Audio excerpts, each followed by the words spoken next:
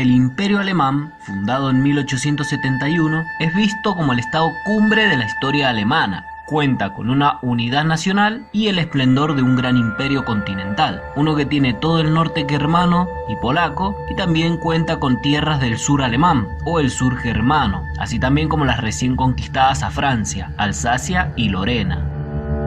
En un comienzo, los líderes del imperio no tienen pretensiones territoriales fuera de Alemania, ya que solo buscan mantener lo recién obtenido y asegurar la paz, por lo que se crea un parlamento unido que representa a todos los territorios alemanes, el Reichstag.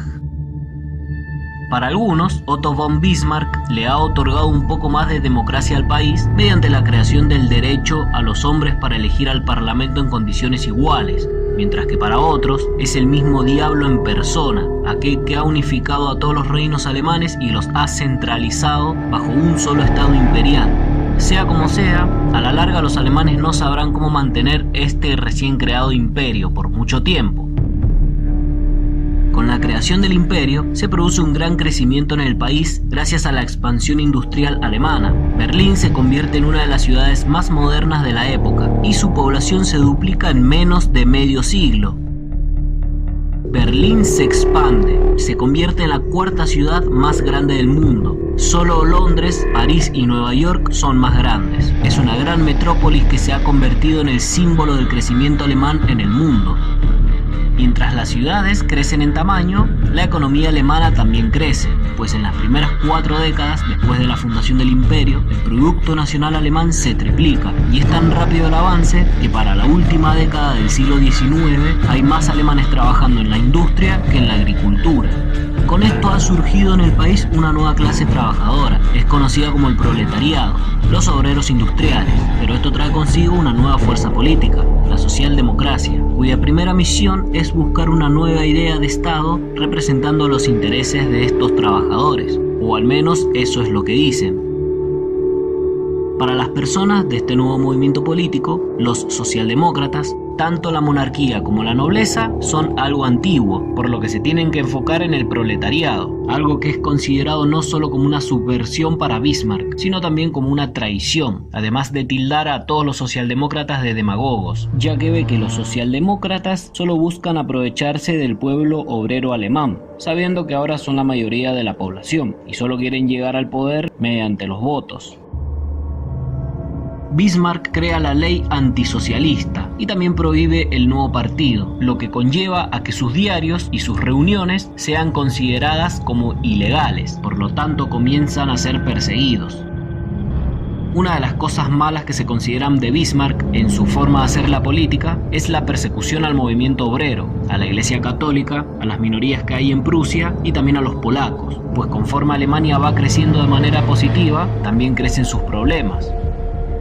Debido a que empieza a estar mal visto por el pueblo alemán, Bismarck implementa seguros de salud y por accidente para todo el pueblo, así también como un programa de jubilaciones, todo para contribuir al bienestar social, aunque con el verdadero propósito de quitarle seguidores a la creciente socialdemocracia. Aunque se les prohíbe el partido, a los socialdemócratas se les permite votar y también ser candidatos, pues en el año 1881 llegan a recibir el 6% de los votos en las elecciones parlamentarias, pero 9 años después dan el salto y alcanzan el 20% de los votos, lo que significa que en el nuevo parlamento la oposición de Bismarck se convierte en mayoría.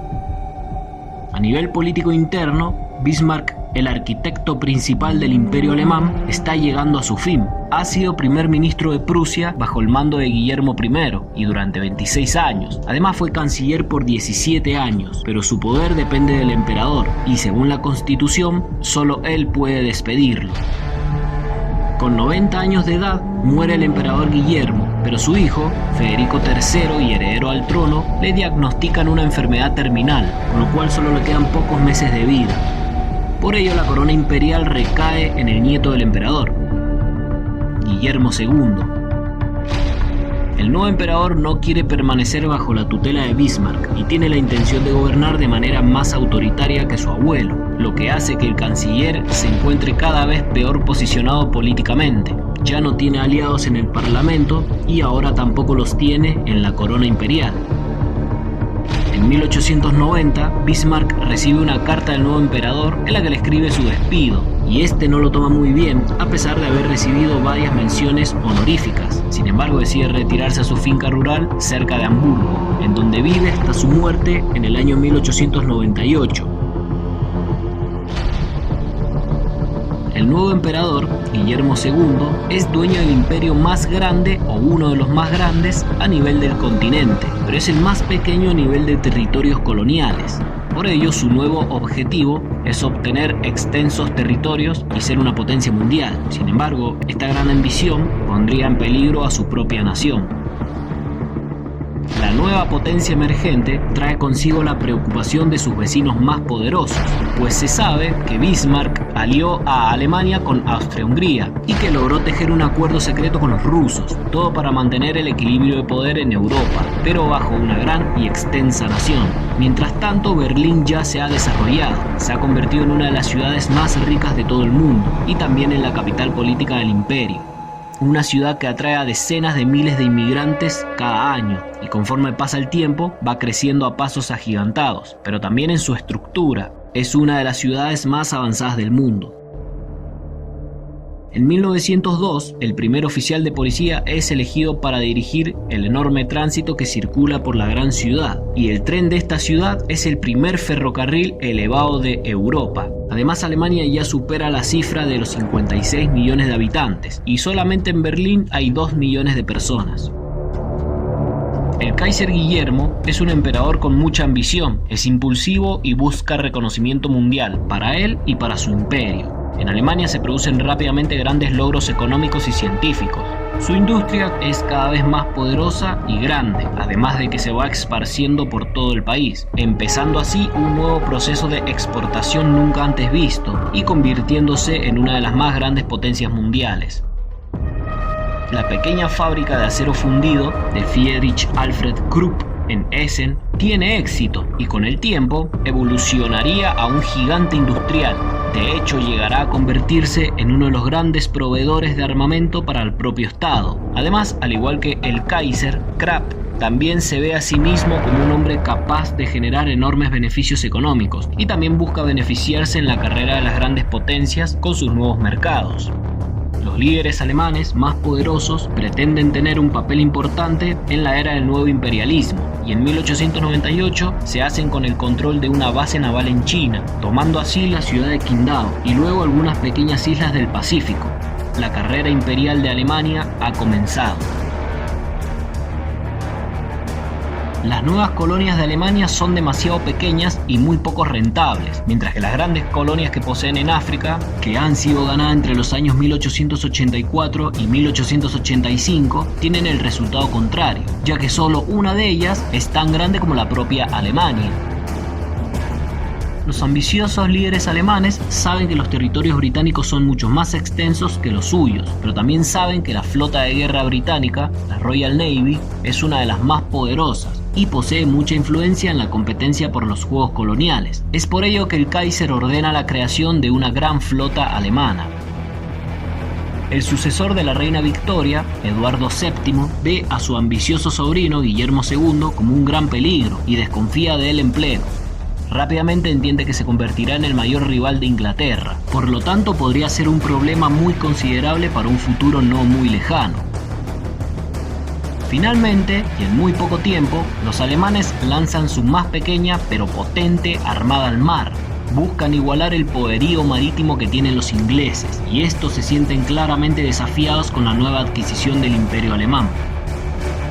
El Kaiser empieza a acercarse demasiado al poder militar, un poder que vale mucho en el país, pues en Alemania los rangos militares valen más que los logros civiles. Por lo tanto, los que están en contra de la monarquía o la corona, los que critican al ejército o a la nueva flota, así también como los republicanos, son perseguidos y reciben una dura propaganda en contra, y por ello son mal vistos por una parte de la sociedad alemana. Pero no todos en la sociedad ve con buenos ojos a la monarquía expansionista, pues ahora la clase obrera o los trabajadores industriales empiezan a organizarse y no solo buscan una mejor calidad de vida, también buscan una representación política, y muchos de ellos se sienten representados con la socialdemocracia.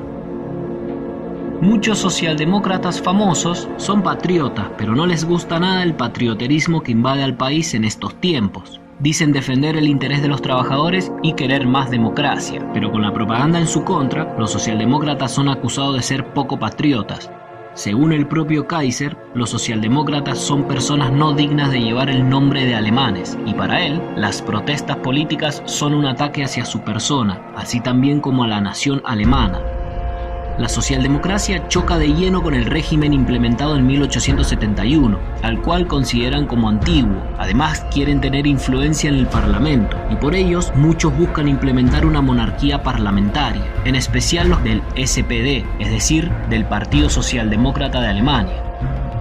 El SPD adquiere cada vez mayor popularidad. Son millones los que se unen a su partido y también a sus sindicatos. Además se convierten en el partido más fuerte del Parlamento, o del Reichstag.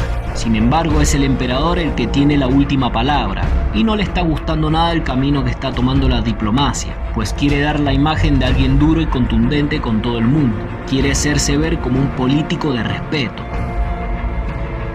A inicios del siglo XX se produce el levantamiento de los Boxers en China, una rebelión china contra los amos coloniales occidentales, y cuando el embajador alemán es asesinado en Pekín, el emperador se decide a demostrarle a sus propios vecinos europeos cómo se tiene que ganar respeto en las colonias, y envía tropas alemanas que deberían ayudar a derrocar el levantamiento e imponer su poderío militar.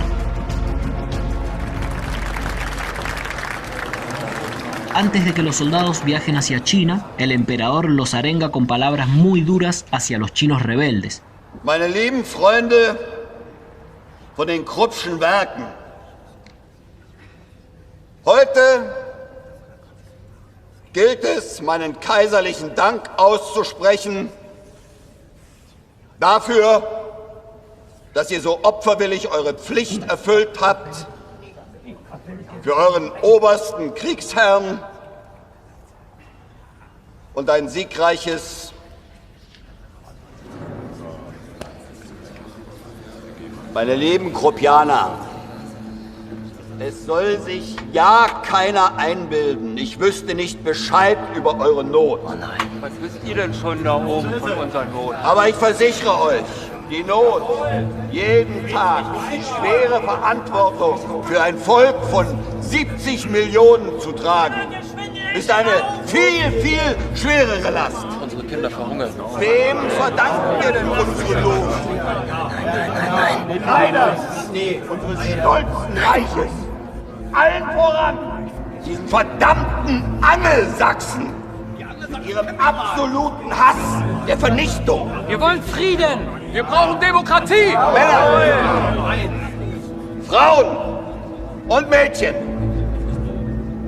ich fordere euch auf, nichts als auf die innere Stimme des Gewissens zu hören. Ihr verscheißert Und uns mit doch. mir gemeinsam durch Not und Tod zusammenzuhalten. Ihr an eurem Amboss, ich auf meinem Thron.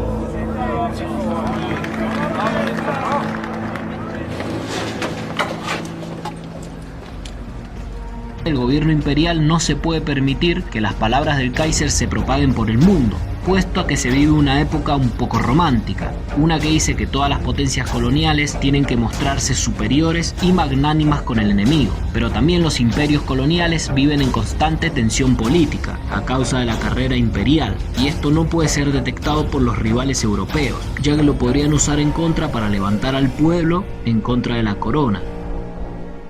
Los soldados alemanes cumplen al pie de la letra las órdenes del Kaiser. Las tropas de las demás grandes potencias, que también habían enviado soldados, también cometen actos brutales contra los Boxer. Son actos brutales e innecesarios, y a pesar de que a esta altura ninguna de las potencias tiene las manos limpias, es el discurso del Kaiser alemán Guillermo II el que queda en la historia y ante el mundo, y es el que le otorga una nueva imagen a los alemanes, una imagen de duros, unas palabras muy arrogantes que, aunque no sean xenófobas, buscan imponer un brutal respeto alemán ante el mundo. En la ciudad de Berlín, la tensión crece entre los partidos políticos y el gobierno imperial. Philipp Heinrich Scheidemann protesta fuertemente en contra de su emperador, busca una alianza con Inglaterra y con Francia, pues dice estar en contra de obtener poder mediante la guerra, tal y como desea el gobierno imperial, las conquistas militares. Mientras tanto, en Europa, el equilibrio de poder político cambia y con ello, una tormenta sangrienta está a punto de invadir todo el continente, pues Inglaterra, Francia y el Imperio ruso están aliados políticamente y militarmente, fruto de varios pactos.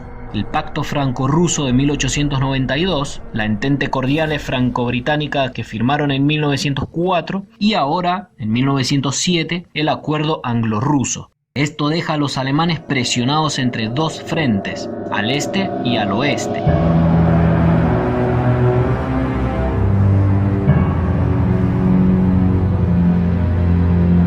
Una alianza con Inglaterra podría romper el bloqueo político, pero desde el año 1906 ambas potencias disputan una guerra para ver cuál imperio es el más influyente en el globo, y sus armadas navales están en una competencia sin precedentes. Aún así, en agosto de 1908, Guillermo se reúne con el rey inglés para discutir de política, y aunque el rey Eduardo desconfía de su sobrino, el Kaiser le asegura de que no habrá una guerra.